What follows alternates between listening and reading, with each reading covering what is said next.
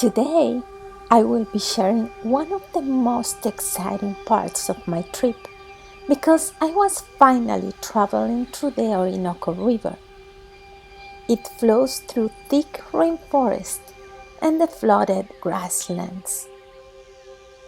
After 1700 miles before getting to its delta in the Atlantic Ocean, I started my journey in the small settlement of Garcitas in Colombia in the middle of a strong storm.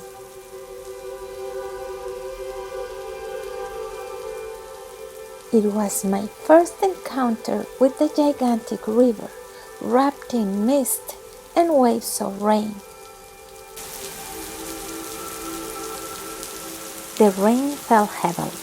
Just boarding the canoe through the slippery stone slabs was a hard task.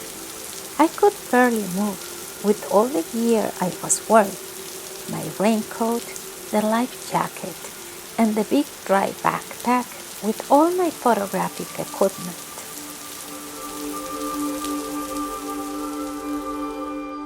The canoe was 16 feet long and no more than 4 feet wide, and it was only a few inches from the river surface. My first feeling was a surprise. I had not imagined I would be traveling the river in such a small and wobbling boat under heavy rain. The water came down hard and rolled over my face. I couldn't even open my eyes. I soon realized that I could at least keep my eyes open if I looked backward.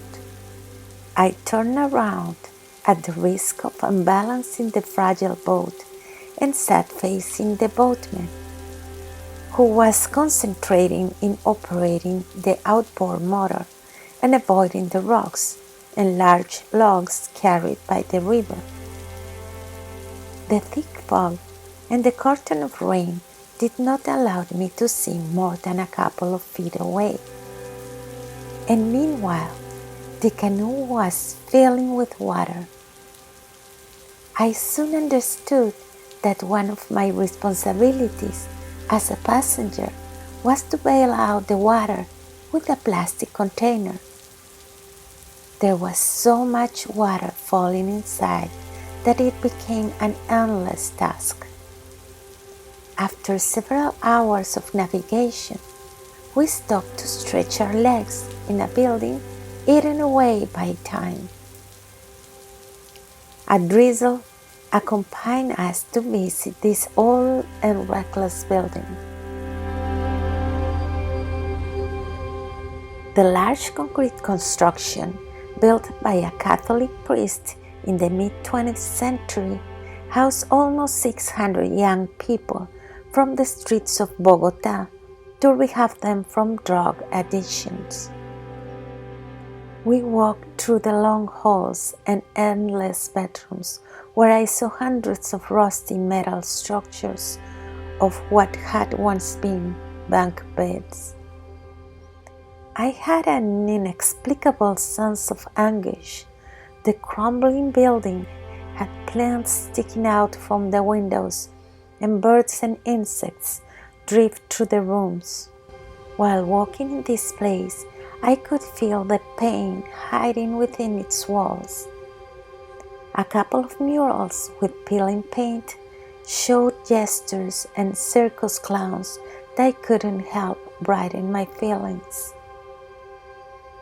At the south end of the building and facing the water, there was a gigantic bust of the Libertador, Simón Bolívar, with a tree growing over his head.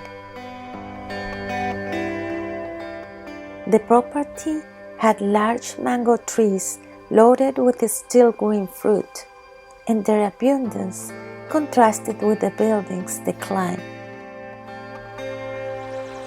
We went back to the river, and by the end of the afternoon, the skies opened, and some pale sunrise finally allowed me to see the river and enjoy its beauty.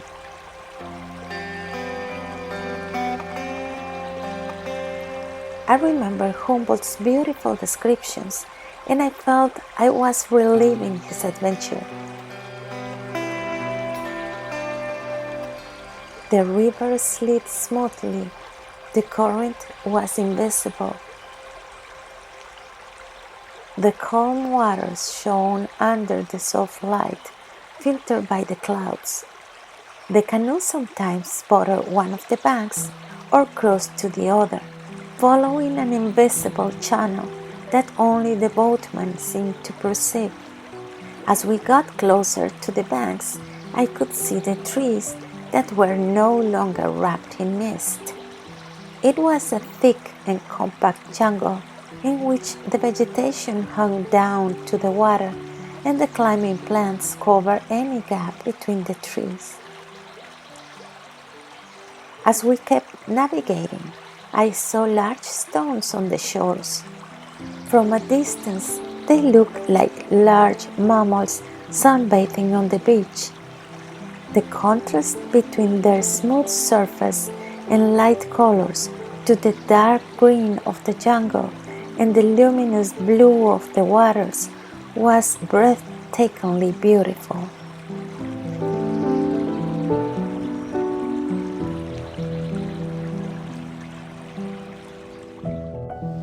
Later, the boatman warned us that we were about to reach the rapids.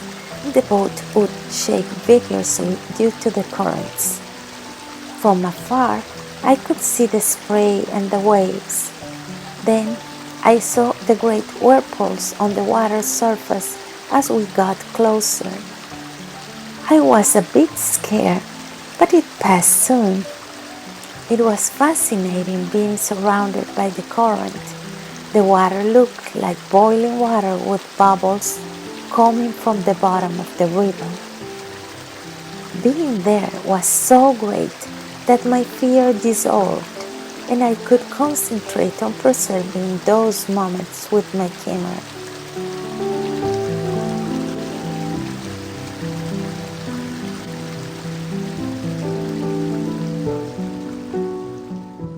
I wanted to capture the essence of that beautiful place.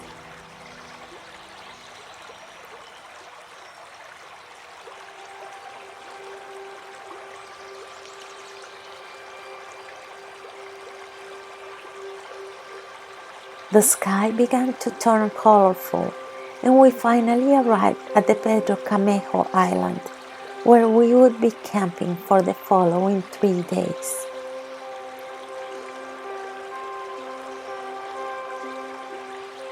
The island was in the center of the river, between the borders of Colombia and Venezuela, and had a wide white sand beach that would be flooded for several months when the water level rose. Up the hill, we found the house of our hosts and a large maloca. The maloca are traditional indigenous constructions made of wood with a roof of braided palm leaves and sand floors.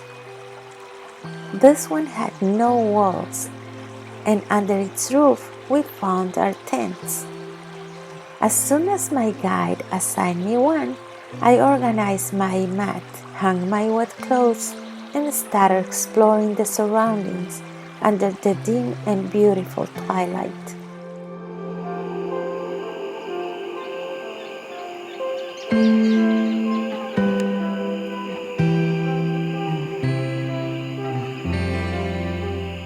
It had been many years since I slept in a tent on the sand, and I was moved by the starry night with a crescent moon.